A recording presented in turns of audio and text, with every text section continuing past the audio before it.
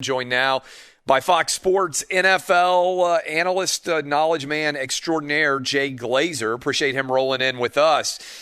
Jay, we had some incredible Sunday games that are still have the world buzzing. I want to just kind of dive into these games and ask you what, if anything, we learned. And I'm going to start with the Titans against the Ravens. Titans walk off. Second time this year Derrick Henry has scored in overtime to end a game. What did we learn from the Titans-Ravens game, if anything? I think we learned that the Ravens are trying to find their identity again. And, some of the things that Lamar Jackson was doing last year, which was using his feet to kind of open up the passing game, it doesn't seem like Greg Roman is doing that as much. I just don't think that they're playing with their identity that they've had in the past. The Titans, they're exactly who we know they are. I mean, the Titans are, they're going to win. They're going to win ugly, and they're going to beat you up, and he's going to beat you up. I love what they've done this year. I think I said it in your show last time. Love the offensive coordinator, Arthur Smith, and what he does. And for a real conservative team, he gets very creative with that offense. Is there talk in the NFL that defenses have figured out Lamar Jackson? Because last year he was virtually unstoppable in his last 11 games now. And I know it's not just him, but the Ravens are 6-5 in their last 11 after looking unbeatable for much of last season until they got to the playoffs. What is the scuttlebutt in the NFL that you're hearing? I don't think they figured him out, but for whatever reason, they're just not using him the same way. They're not being as creative with him. Last year they did all this creative stuff. This year they're kind of making it a lot more conservative. And again, what he's got to do is they've got to call more plays where he rolls out or he runs around to get defenses to scramble. Look at like Patrick Mahomes last night. Looked like he was in a scramble. Raiders kind of started hedging up, and all of a sudden there's Kelsey wide open in the end zone at the end of the game. That's the magic of Lamar Jackson. I still think Lamar is one of the elite of the elites in this league. I just think they've got to start getting more creative with him. Instead of building off of what he did last year, they almost clamped down on it. We're talking to Jay Glazer, Fox's NFL analyst, knowledge man extraordinaire, breaking down everything in the world of the NFL. What are you hearing about the ability of anybody to actually stop Patrick Mahomes and the Chiefs? Do you think that the Chiefs should be considered a substantial favorite to repeat as Super Bowl champions? What have I heard about the ability to stop them? I mean, does anybody think yeah? I mean, does anybody think that everybody you're talking to that doesn't believe the Chiefs are the favorite? No, I mean it's a pick your poison offense. It's so hard to zero in on one guy. They have so many weapons over there. And the thing is, he doesn't make an awful lot of mental errors, if any, and he's just so dynamic. Here's what you want from that position. Is you want that guy to be the hardest worker in the team. That's what we have, with the Tom Brady's and the Drew Breeses and all those guys.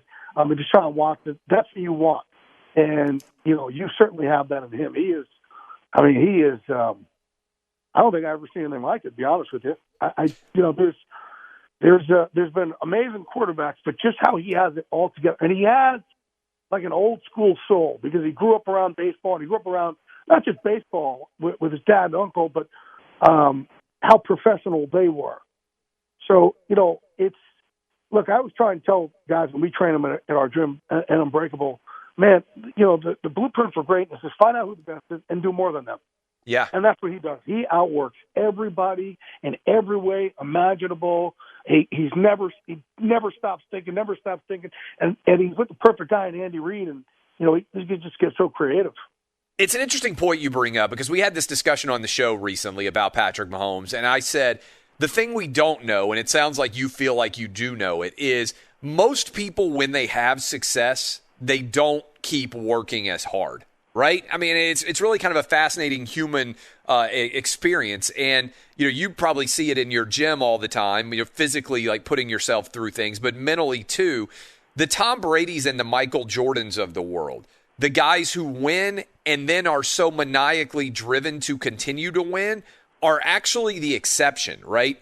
Most guys, and I'm not saying anything against him, but you see this, and I'm using golf, or Tiger Woods would be an example, but like Jordan Spieth, right? Rory McIlroy. Guys come into golf and have a lot of early immediate success, And then a lot of times we never see them achieve that same success going forward, right? It's like, oh, I won 2 or 3 majors, which is an incredible accomplishment. And it sounds to me, and that's what I was talking about on the show, I was saying the thing we don't know, guys, is Patrick Mahomes still only 25 years old. Is he going to be the guy who doesn't eat tomatoes because he convinces himself that if he eats a tomato, he's not going to be able to win a Super Bowl in 15 years, right? Well, you bring up a great point. Here's what you're bringing up. And this is what I try and, I'm always trying to talk to guys about is a lot of times when guys have success, they try and do the same things that worked for them in the past. Yeah. Instead of evolving. Right? Tom Brady is not doing the same stuff this week that he did 15 years ago or 20 years ago or 10 years ago. Right? Yep. You're constantly evolving. And that's why you'll see a lot of guys come out of college. And I've worked with guys that come out of college and, man, they're not good in the NFL because they're just like, hey, what worked for me in college, I just got to get back to that. They always say, I got to get back to that. So it's not a lack of work ethic. They're just working at the same things that worked in the past, and they don't evolve. That's smart. And, That's fascinating. It's not a knock on the work ethic. They think and they put in a ton of work, but it's stuff that worked in the past that's not going to work in the future. Now, a lot of it does work in the past, but you always have to evolve. You always have to learn. And that's why, look, we bring up the Brady's of the world. He's always bringing up, like you're saying, don't eat this, or make sure you sleep here, or make sure you wear this, it just doesn't stop. Look, trying to be great is lonely, and you got to be crazy to be great. It doesn't stop. It's a 24-hour deal, and Patrick Mahomes has that. Well, what's interesting too is it's also true for all fields, right? I was just thinking about it as we're talking.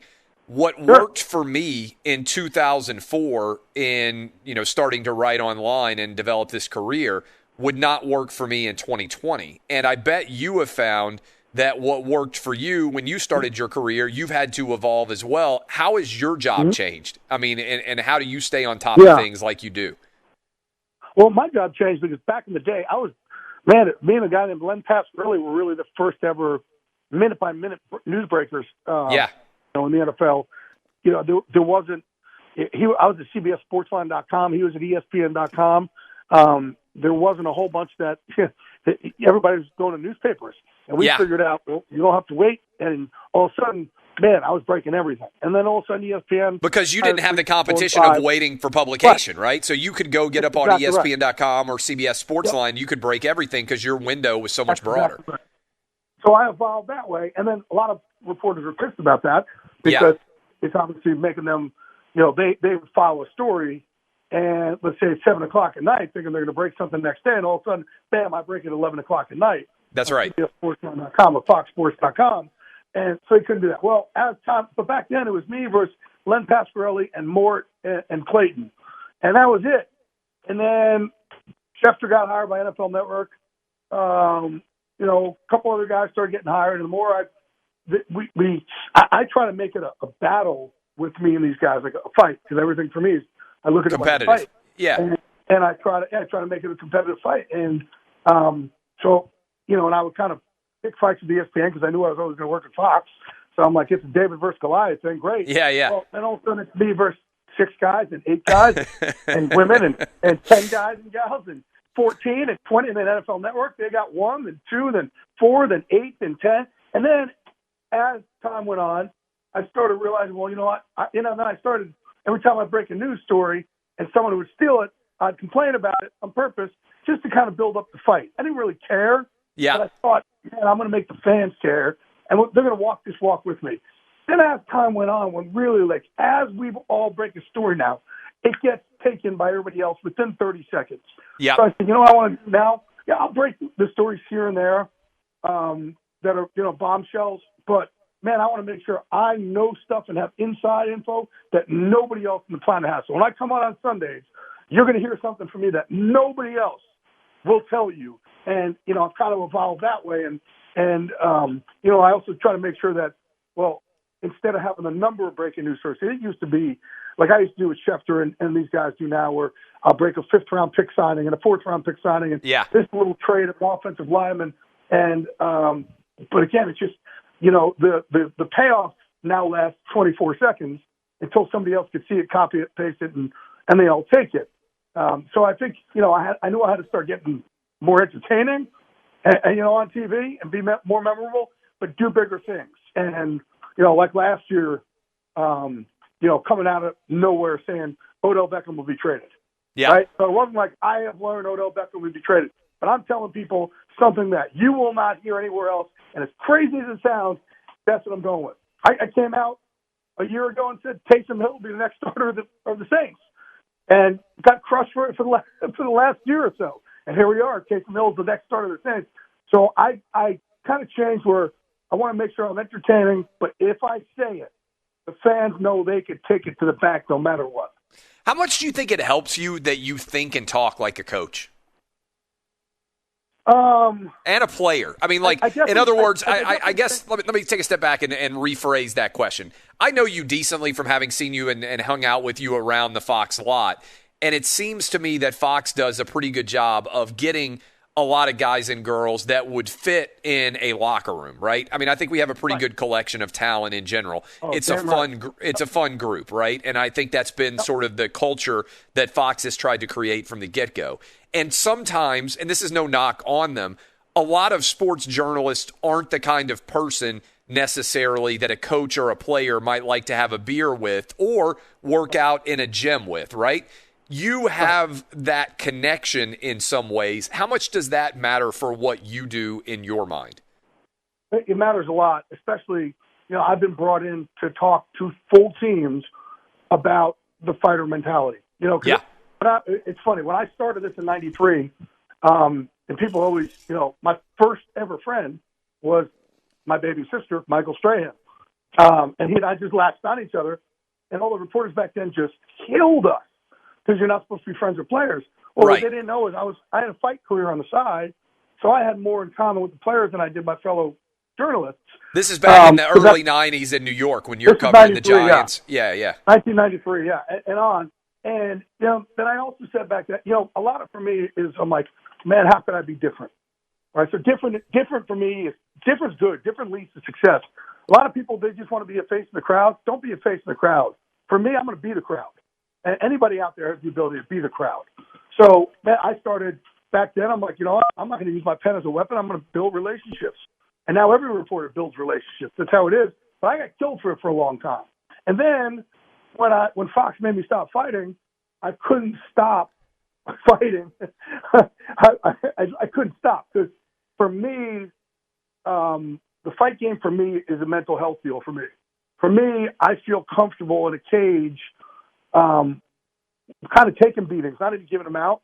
That's where I felt my self-value was and self-worth was. So I couldn't stop fighting. So I had to learn how to, when they made me actually stop, after my second fight, they're like, you're not doing this anymore. I had to learn how to start coaching guys. And then it just so happened, I started coaching these guys that I'm covering because they were so enamored with the boom of mixed martial arts. And that, for me, where I used to have to go on the road so much to network with players and coaches, all of a sudden they started coming to me.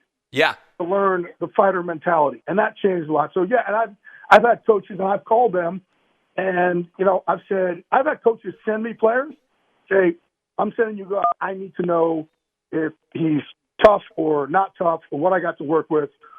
I don't think any other reporter on the planet's ever done that. So that helps, and that helps me. I can call a guy also and say, hey, man, I'm calling you for this, but here's what I see. And the fight game is the rawest place. It's so raw. And for us, we train so damn hard. But more than anything, all my fighters, it's a mental health training. We train mental health as much as anything else. Like in order for you to step in a cage, 3 steps in a cage, man, you're different. There's got to be a reason why you go in there. It's different than anything else you'll ever experience in your life. So, having that experience definitely gives me a different mindset with these players, these coaches, and yes, it's definitely a different. It's definitely a different relationship. And then, like these teams, like I said, I've trained full teams. The Saints brought me in for 6 weeks. The Browns, the Rams, the Falcons. And you're getting up in front of a team, and all of a sudden, Jay Glazer, the reporter, they're like, oh, we know this guy. And I'm getting up talking about pace and violence and beating that man across from you. And looking at that game as if that cage door locks and you better get that guy across from you to beg to get out of that cage. It's a different reaction than you get when you call as a reporter. Why do you think that appealed to you? You said you got to be different to make those 3 steps and get into that ring. What do you think it was about you that fighting appealed to you so much? Well, I suffer from really from depression and anxiety, and I was born this way. I always live in the gray. I really don't live in the blue. Yeah. I don't really know what the blue's like that much.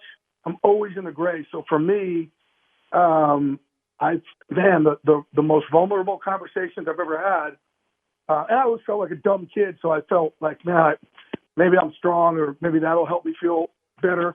But over time, like when I first started doing it, I don't think I went in to win. I think I went in to kind of take some beatings, because that's what I felt my value was.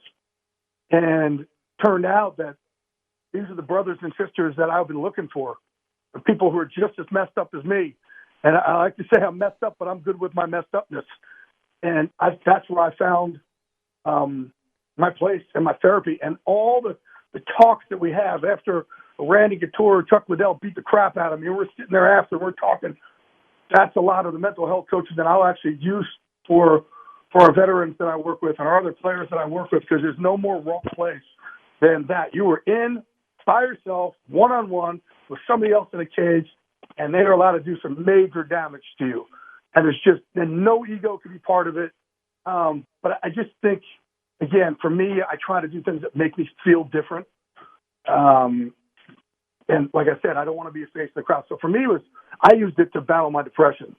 And now it's turned into something much bigger for me, and it's helped out, a lot of other people. The stuff that I've learned facing my own depression by stepping into that cage. It's fascinating, because that's what, for a lot of people, sports is, right? Especially for men, and I know women too who are listening to us. But sports is where you can go in some ways to get in touch with emotion that you might otherwise hide from, right? Mm-hmm. And I think that's one of the challenges of the pandemic, right? Because you're fortunate enough now to have resources and probably be able to work out. But if you were a 15-year-old kid out there, not having access to your football team or your basketball team or your baseball team or whatever it might be, you're lost and locked up with yourself, which is probably why the rates of depression are skyrocketing across this country with the shutdown and the lockdown going on. Yeah. For me, the worst time of the day, even look, you guys, everybody on TV sees me having a big personality, and that's to overcompensate for the pain that I feel behind my eyes. And the worst time for me is those 15 minutes when I lay my head on the pillow every day. Yeah. Man, it's brutal. And it's just, I've never been comfortable in my own skin. But when I'm around my fight team, and now I've built this MVP team and this unbreakable team, when I'm around them, I rest comfortably. Like I got a team with me, and not only a team, but a team that I'm being of service to other people. And whether I'm training a player or helping a veteran with his mental health, or just making somebody else feel like, they're not the island of misfit toys. It's okay if you are, but you got a lot of other misfit toys that are on the same island with you, and I'm one of them. That allows me to lay my head on the pillow a lot more comfortably at night. Still not perfect. It's still going to be a daily battle for me, but I'll just, every day I just got to keep trying. And that for me, training guys, that's one of my happy places. Last question for you. This has been phenomenal. I think there's a lot of people, particularly as we roll into the holidays, that are absolutely loving this conversation. We're talking to Jay Glazer, Fox NFL analyst. You started this off by talking about Taysom Hill and your time that you spent with the Saints. He had a really good performance. Sean Payton had to be ecstatic about it. What is the future for Taysom Hill? Drew Brees, 11 broken ribs. We don't know how many more years he's going to be the guy in New Orleans. Do you believe that Taysom Hill is the future still of the quarterback position for the New Orleans Saints? Like, where do they go from here? So last year, early in the year, when Drew first got hurt, and, he went with Teddy, back then, Sean was like, I'm telling you, Taysom Hill, that's going to be the franchise. I'm telling you, he should be a quarterback. I'm telling you. And I'm like, seriously, dude? Now, listen, unlike other people who go, oh, come on. Like, when I said it, I got killed for it. Why are we arguing with Sean Payton about who he thinks is a good quarterback? right? That doesn't make any sense. I'm not going to argue with Sean Payton about who he thinks is a good quarterback. He knows way more than I do and way more than the rest of us. And then I kept saying it was a funny thing. We had like a running thing going on at Fox, and my guys over there were just killing me about it. And they're like, Sean is just feeding you this and this, which he's not going to do. And sure enough, he goes in with Taysom, but he has been convicted on it. Now, the other part is he loves Jameis. Jameis came there. He loves him. And I think Sean looks at it like he's the quarterback whisperer, and he'd love to show the Western world that he was able to get Jameis to look like the first pick in the draft when everybody else couldn't. Yes. So there's definitely ego involved there. But what he's done with Taysom Hill, and let me tell you this, he pared down the game plan with Taysom Hill. Like, he pared it down. And, he didn't have him doing a lot of runs and RPOs and all that stuff. So Sean Payton has been convicted that Taysom Hill could be a quarterback for a long time, man. This is not, he just saw something recently. Conviction. Jay Glazer, talk about conviction, man. Have a good Thanksgiving. We'll talk to you again sometime soon, I hope. Appreciate the time. Hey, everybody out there, listen, what I'm talking about, who thinks they're alone with depression, anxiety, and all that, you're not. And it's okay to not feel okay. Just talk to someone. Just talk to someone. For me, I talk to someone in the cage. Talk to someone anywhere, wherever it is. And just, it's never too late to take that step. Jay Glazer, a lot of people need to hear it now more probably than ever with the lockdowns and the shutdowns and everything else that's going on. I appreciate it, my man. Have a good weekend and have a good Thanksgiving. Appreciate it, brother.